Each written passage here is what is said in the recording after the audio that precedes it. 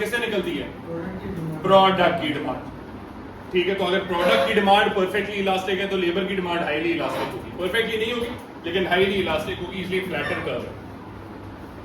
लेकिन imperfect competition के अंदर, इम्परफेक्टली कंपेटिटिव प्रोडक्ट मार्केट के अंदर, क्योंकि प्रोडक्ट्स की डिमांड हाईली इनइलास्टिक होती है तो लेबर की डिमांड भी हाईली इनइलास्टिक है, क्योंकि वो डिराइव डिमांड है तो स्टीपर कर्व बनेगा। ठीक है, ये हमने कल की है। हाँ, नहीं, वेजेस से नंबर ऑफ वर्कर्स ऊपर नीचे होते हैं, तो उल्टा बोला, वेजेस ज्यादा होंगी, नंबर ऑफ वर्कर्स लोग ऐसे लोग जो है ना, लोग ज्यादा काम करना चाहेंगे लेकिन लेबर की डिमांड कम होगी। थोड़े से होंगे ना, ये देख, वेज कम हुई, हायर मतलब इंक्रीज हो रहा है ना, शुरू में इंक्रीज हो रहा है, बिकॉज लेबर की demand is determined through MRPL. और एमआरपीएल क्या है? MR into MPV. एमपीवी का कर्व कैसा बनता है? शुरू में इंक्रीज होता है फिर डिक्रीज होता है, उसकी वजह से एमआरपीएल भी ऐसा बनता है, थोड़ा सा इंक्रीज होता है फिर डिक्रीज होता है। अच्छा, बाय द वे अगर आप एमआरपीएल को ऐसे भी बना देते हैं ना, ये MRPL, this is fine as well, तुझे क्या होगा? तूने क्या कह रहा है? मैं लेट हो गया तो इसलिए मेरे पे बोझ ना पड़ जाए ज्यादा। नहीं बेटा, तुझे मैंने कभी जिंदगी में डांटा है आज तक? डरे तो कोई बच्चा मेरे से डरा भी है? डांटा मैंने इन दोनों को था, डरे आज तक मेरे से नहीं है। बस एक हफ्ता बंदे बने रहे हैं, एक हफ्ता, उसके बाद फिर वापस आ गए। अच्छा, सो एमआरपीएल डिमांड फॉर लेबर, अगर आप इस तरह भी बनाते हैं, ये बनाए बगैर, ये ना बनाओ, ऐसा सीधा बना, ये भी ठीक है, दिस इज फाइन। तो लेट्स सपोज अगर मैं ये एमआरपीएल को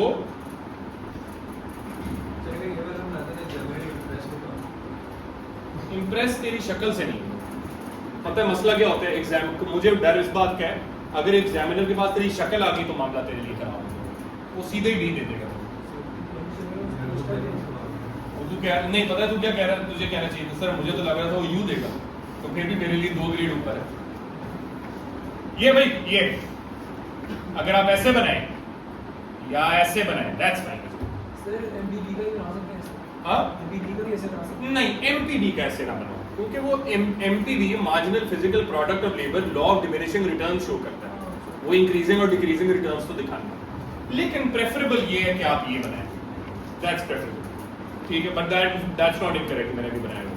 ठीक है, अच्छा भाई, what is the difference between skilled and unskilled workers? ओए पिज्जा, ये पिज्जे या कितने हैं?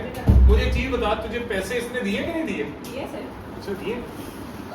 अच्छा, दुश्मनी का नहीं, दुश्मनी नहीं है यार, ऐसी बात है यार, मैं दुश्मनी नहीं है तेरे से, मैं सिर्फ पूछ रहा हूँ, मैं तेरे पे भरोसा नहीं करता, मसला ये। अच्छा, सो स्किल्ड और unskilled workers, skilled and unskilled workers में फर्क क्या है? अब्दुल्ला सुन, स्किल्ड एंड अनस्किल्ड वर्कर्स में क्या फर्क है? दो तो बहुत आसान है। नहीं, वो तो ठीक है, स्किल्ड वर्कर्स की डिमांड ज्यादा होती है, स्किल्ड वर्कर्स की डिमांड ज्यादा होती है। क्यों ज्यादा होती है ये करेंगे नेक्स्ट वीक। और अनस्किल्ड वर्कर्स की सप्लाई कम होती है। क्यों कम होती है? बिकॉज स्किल्ड या स्किल अक्वायर करने के लिए you need time and you need cost, you need money, and not everyone can afford to give that time, not everyone can afford to give that money, तो इसलिए skilled workers की supply कम होगी, जबकि skilled workers की demand ज्यादा होती है। Number 3, skilled workers की सप्लाई इनइलास्टिक भी होती है। सप्लाई स्किल्ड वर्कर्स की इनइलास्टिक होती है। क्यों? अगेन, अगर वेज इनइलास्टिक का क्या मतलब है? A large rise in wage causes small proportionate increase in the number of workers। ठीक है, so क्योंकि ऑब्वियस सी बात है, हर बंदा तो स्किल्ड नहीं होता ना। तो अगर मैं कहूं मैं अपनी फर्म में सिर्फ स्किल्ड वर्कर हायर करना है, मैंने सिर्फ स्किल्ड वर्कर हायर करना है, तो इसलिए मैं कहूंगा यार मैं अपने फैक्ट्री में ज्यादा स्किल्ड वर्कर्स को इनवाइट करने के लिए I am going to give them higher wages, so that मेरे पास ये स्किल्ड वर्कर्स आकर काम करें। प्रॉब्लम क्या है, अगर मैं हायर वेजेस ऑफर कर भी दूं तो मुझे स्किल्ड वर्कर्स आसानी से मिलेगा, मुश्किल से मिलेगा? क्यों मुश्किल से मिलेगा? क्योंकि सप्लाई इतनी ज्यादा नहीं है ना. तो therefore a large change in wage causes a small proportionate change in quantity supplied of workers. तो इसलिए जो स्किल्ड वर्कर्स की सप्लाई है वो इनइलास्टिक है, राइट? अनस्किल्ड वर्कर्स की सप्लाई रिलेटिवली इलास्टिक है. ठीक है, सो ये तुम्हें पता होना चाहिए. अच्छा, अब आते हैं बच्चों जो मेन चीज है ना इस चैप्टर की. अब मैं सिर्फ 2 डायग्राम आपके साथ करूंगा. पिज्जा भी अब बच्चों का ठंडा हो रहा है तो इसलिए मैं कहूंगा पिज्जा बच्चे खाएं. सो 2 डायग्राम आज बनाऊंगा, इवन दो इस टॉपिक के अंदर 4 डायग्राम है. ये टेबल मैंने बनाया हुआ है. इसके अंदर वेज एंड एम्प्लॉयमेंट डिटर्मिनेशन करनी है आपने परफेक्ट कंपटीशन के अंदर. Perfectly comparative labour market, not product market. Perfectly comparative labour market. Monopoly, trade union अगर परफेक्ट कंपटीशन में आ जाए तो क्या होगा? ट्रेड यूनियन अगर मोनोपोली में आ जाए तो क्या होगा? ये हम बाद में करेंगे. आज मैं आपको कम से कम ये कराना चाहता हूं, ठीक है, कि परफेक्टली कंपेटिटिव लेबर मार्केट के अंदर वेज और एम्प्लॉयमेंट कैसे डिटरमाइन होगा. ठीक है, उसके लिए let's draw this diagram here. इसको इरेज करते हैं.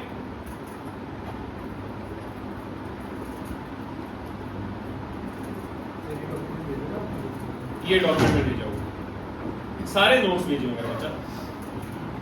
सो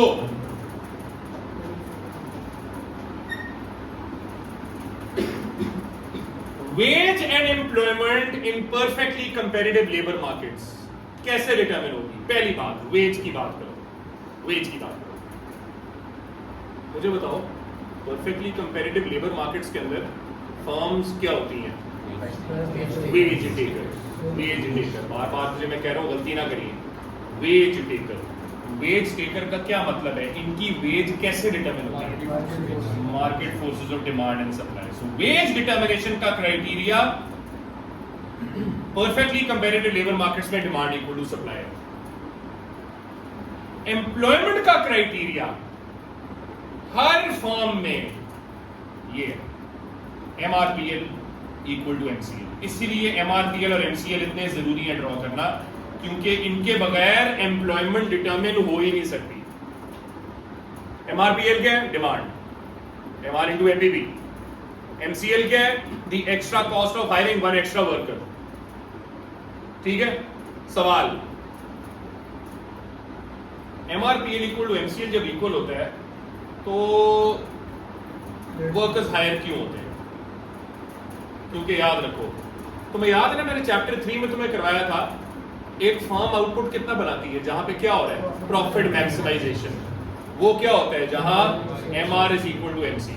ये था प्रॉफिट मैक्सिमाइजिंग अचीव करने के लिए आउटपुट कितना बनाना है. लास्ट वार्निंग है, फोन नजर ना आए, ठीक है, और नहीं पिज्जा नहीं मिलेगा. आज तो आपको डेफिनेटली दोनों बच्चे अब सीधे हो जाएंगे. पिज्जे की खातिर तो उनको मुंह पे टेप भी लगानी पड़ेगी, लगा देना है. स्टूडेंट की ट्रेड यूनियन का कोई फायदा नहीं, क्योंकि जिस तरह मैंने कहा, मैं अगर हूं, मैं क्या करूं बच्चों के साथ? गेट पे आए तो क्या? एक चपेट, गेट से निकले तो दूसरी चपेट. सही रहेगा ऐसा बच्चा. अगर तेरे साथ सोच तो एक ऐसे स्कूल में जाता या जहां पे तेरे साथ होता तो इंसान ना बना जी. अच्छा, सुन प्रॉफिट मैक्सिमाइजेशन के लिए MR should be equal to MC. ये है आउटपुट बनाने के, आउटपुट बनाने का criteria. Profit maximization is where MR equal to MC. लेकिन अब आउटपुट नहीं बनाना हमने, अब हमने देखना है हमने वर्कर्स कितने हायर करने हैं. फर्म कितने वर्कर्स हायर करेगी जहां पे उसका प्रॉफिट मैक्सिमाइज हो रहा है. फर्म या employer would higher workers where that firm is able to maximize the profits of hiring workers. ठीक है, how can it do that? It can do that MR equal to MC. MR equal to MC. जब MRPL जब MCL के equal है, marginal revenue product of labour, जहां marginal cost of labour के equal है, वहां फर्म प्रॉफिट मैक्सिमाइज कर रही है, इसका मतलब इतने ही वर्कर हायर करेंगे, इससे ज्यादा या कम नहीं करेंगे। तो सपोज करो अगर एमआरपीएल एमसीएल से ज्यादा हो जाता है तो प्रॉफिट ज्यादा करने के लिए लेबर को क्या करना चाहिए, इंक्रीज या डिक्रीज? ये कह रहे डिक्रीज, इंक्रीज, इंक्रीज। पर इंक्रीज करेंगे ना, क्योंकि देखो एमआरपीएल क्या है, फर्म का फायदा, वर्कर हायर करने का फर्म का फायदा एमआरपीएल है। एमसीएल क्या है, वर्कर हायर करने का फर्म को एक्स्ट्रा कॉस्ट। जब एक्स्ट्रा रेवेन्यू से एक्स्ट्रा कॉस्ट ज्यादा हो तो लेबर ज्यादा करनी चाहिए, कम? ज्यादा करनी चाहिए। लेकिन जब marginal revenue product of labour marginal cost of labour से कम हो, अब प्रॉफिट ज्यादा करने के लिए लेबर को क्या करना चाहिए, कम करें। अब लेबर कम करें ताकि प्रॉफिट ज्यादा हो। तो इसीलिए जब एमआरपीएल एमसीएल की इक्वल है, वहां पे आइडियल सिनेरियो है, यहां पे फर्म का प्रॉफिट मैक्सिमाइज होगा, यहां पे फर्म का प्रॉफिट मैक्सिमाइज होगा।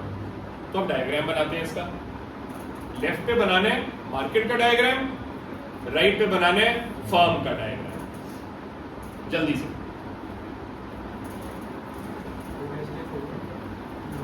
अभी नहीं,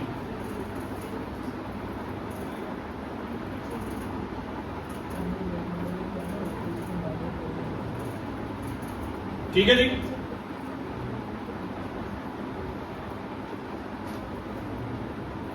अच्छा जी, market, labour market, firm, employer, firm या एम्प्लॉयर दोनों लिख सकते हैं, ठीक है। वाई एक्सेस पे वेजेस, एक्स एक्सेस पे नंबर ऑफ वर्कर्स। यहां मैं लिख रहा हूं एन, यहां मैं लिख रहा हूं एल। क्यों? एन का मतलब वैसे तो आप कुछ भी लिख सकते हो, एल भी लिख सकते हो यहां पे, लेकिन एन में मैं इसलिए यहां पे ये कैपिटल एन लिख रहा हूं because I want to show कि ये मार्केट है तो यहां बहुत ज्यादा वर्कर्स हैं, जबकि L shows again number of workers, लेकिन एक फर्म में है ना तो यहां वर्कर्स कम हो गए, ठीक है। अच्छा, मार्केट में साथ वेज कैसे डिटरमिन होती है?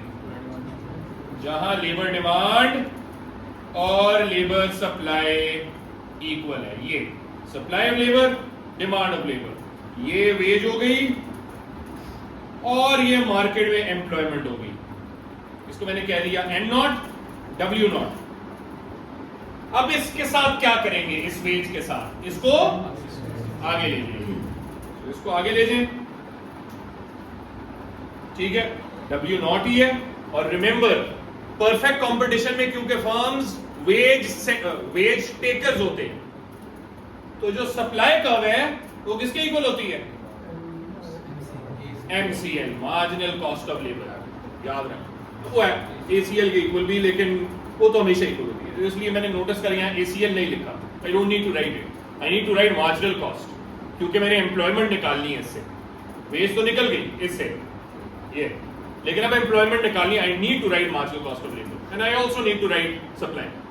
एसीएल जरूरत नहीं है। अगली क्या चीज बनानी है इस डायग्राम में? एमआरपीएल, उसके बगैर तो बनेगा ही नहीं। मार्जिनल रेवेन्यू प्रोडक्ट बनाओ, ठीक है।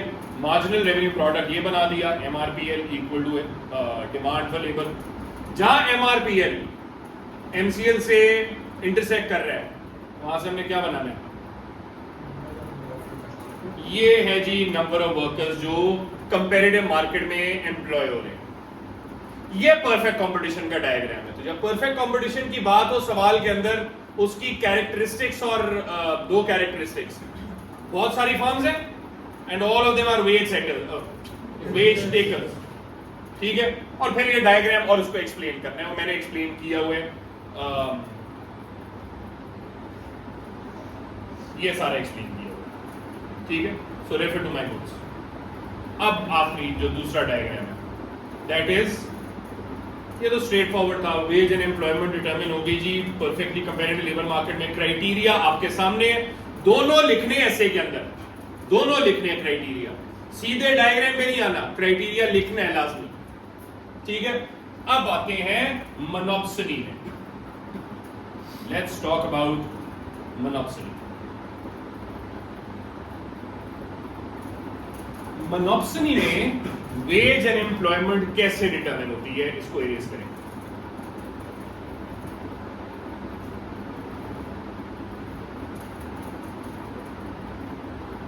मोनोपोली में दो डायग्राम नहीं बनते आपके सामने, क्यों? जल्द कौन बताएगा? क्योंकि वेज सेटर्स हैं। वेज सेटर है तो इसका मतलब दो डायग्राम नहीं, एक ही डायग्राम बनेगा फॉर्म का, ठीक है? वो कैसे बनेगा जी? यहां बना लें, वाई और एक्स एक्सिस बनाएं,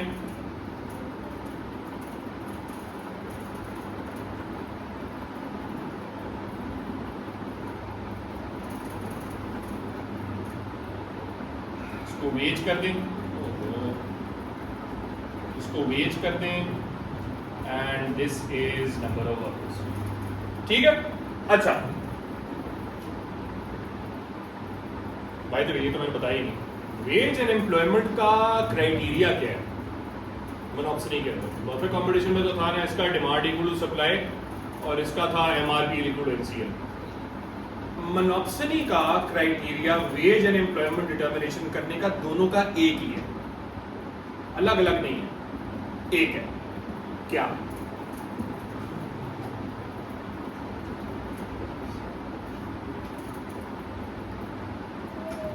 मोनोपोली वेज सेटर है ना। वेज सेटर का क्या मतलब होता है? वो अपने वर्कर्स की वेज खुद सेट करती है। कैसे वेज सेट करेगी? अपनी मर्जी से करेगी ऑब्वियसली, पर वो मर्जी क्या है?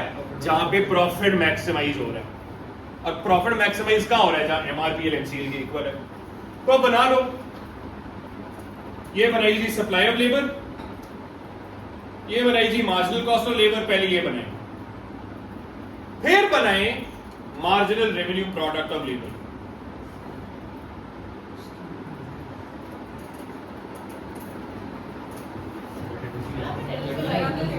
एंड पे अभी सॉरी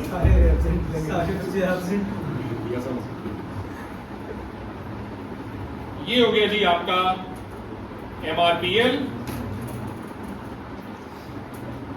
ठीक है जी।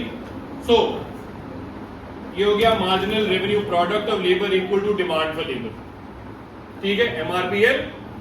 अब मुझे बताओ बाय द वे, मोनोपोली का इक्विलिब्रियम कहां बनेगा? दो पॉइंट है, कहां बनेगा? ऊपर वाला जहां एमआरपीएल एमसीएल के इक्वल है, इसको लेबल कर देते हैं ईएम, मोनोपोली का इक्विलिब्रियम। यहां से नीचे ले आओ पहले एम्प्लॉयमेंट, हाँ, very good question. Listen Mariam सुनो, हमजा ने कहा है सर ये एमआरपीएल स्टीपर नहीं होना चाहिए। नहीं है, ये मैंने नॉर्मल बनाया है। ये देखो इधर, परफेक्ट कंपटीशन के अंदर, परफेक्टली कंपेरेटिव लेबर मार्केट के अंदर भी मैंने ऐसा ही बनाया, इम्परफेक्टली कंपेरेटिव लेबर मार्केट के अंदर भी ऐसा ही बनाया। फर्क नहीं है इनमें, क्यों नहीं है? अब हमजा क्या कह रहे हैं? हमजा कह रहे हैं सर आपने कहा था परफेक्ट कंपटीशन में तो एमआरपीएल फ्लैटर होता है, इम्परफेक्ट कंपटीशन में एमआरपीएल स्टीपर होता है। यहां पे मैंने इनमें डिफरेंस क्यों नहीं क्रिएट किया? याद रखो, क्योंकि वो कौन सी मार्केट के अंदर स्टीपर और फ्लैटर होता है? What, which market? Perfect product market, product market. याद रखिए मेरा बच्चा, ये table, perfect product market, imperfect product market. हम क्या बना रहे हैं? Perfect labour markets, monopoly which is imperfect labour market. तो उसमें आप कोई भी बना दें एमआरपीएल, दैट्स फाइन, कोई स्टीपनेस फ्लैटनेस के उसके नंबर नहीं है, ठीक है। सो यहां से नीचे लाया मैं पॉइंट, ये हो गया मोनोपोली कितने वर्कर्स हायर कर रही है, एलएम कह दिया इसको। वेज कितनी दे रही है मोनोपोली? अच्छा बच्चे क्या करते हैं? इब्राहिम इधर देख, रेहान इधर देख, यहां से बच्चे क्या करते हैं? वेज ये बनानी, डब्ल्यू है, गलत, क्यों? शाबाश, वेज बनती ही सप्लाई से है। जिस तरह प्राइस डिमांड से बनती है ना, वेज सप्लाई से बनती है। यहां से नीचे लाए पॉइंट जहां तक सप्लाई कर्व से इंटरसेक्ट नहीं होता, यहां से आप हॉरिजॉन्टल लाइन बना दें। This is the wage that the monopoly offers its workers. Now, is this wage good or bad? Is this employment good or bad? We need to compare it with a competitive market, with a perfectly competitive labor market. So the question is, जिस तरह आपको sessional में मैंने second diagram दिया था ना, comparison between perfect competition and a monopoly, price and quantity. यहां पे इसी डायग्राम के ऊपर I can make a comparison between perfectly competitive labour market and monopoly, their wages and their employment. मुझे बताओ Mariam, perfectly competitive labour market में wages and employment as in जो criteria वो क्या है perfect competition? Essence basically market का equilibrium क्या है? Demand and supply. MRP equal to MCL तो फर्म का है ना, लेकिन हम बात कर रहे हैं परफेक्टली कंपेटिटिव लेबर मार्केट का comparison with the monopoly, because there is no comparison between a monopoly and a perfectly competitive firm. Perfectly competitive firm इतनी सी है, उसका कोई मार्केट बेसिस कोई रोल ही नहीं है, वो सब बन के मार्केट बनती है।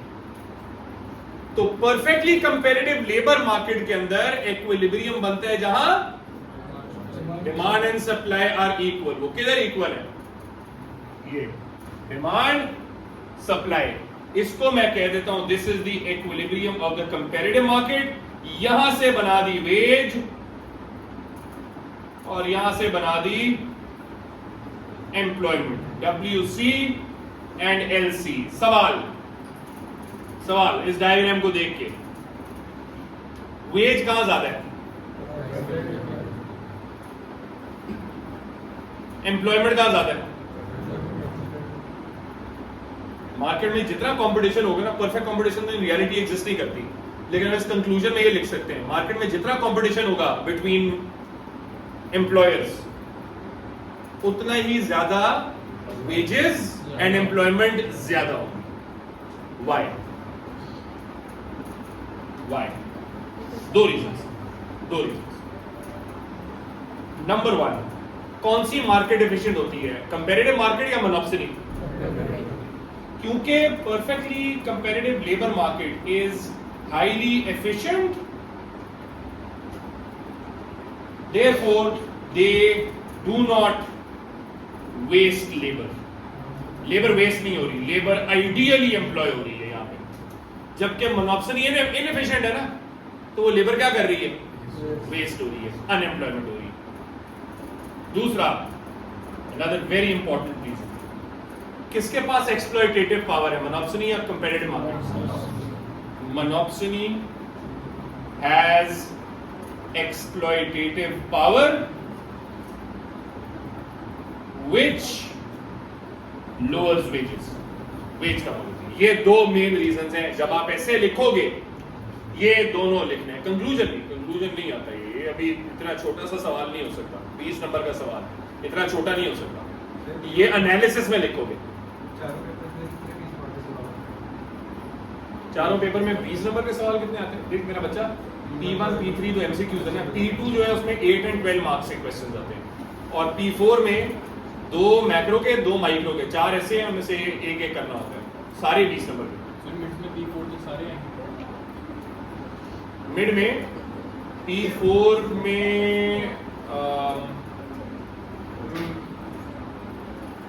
बताऊंगा। ठीक है जी, समझ आ गई?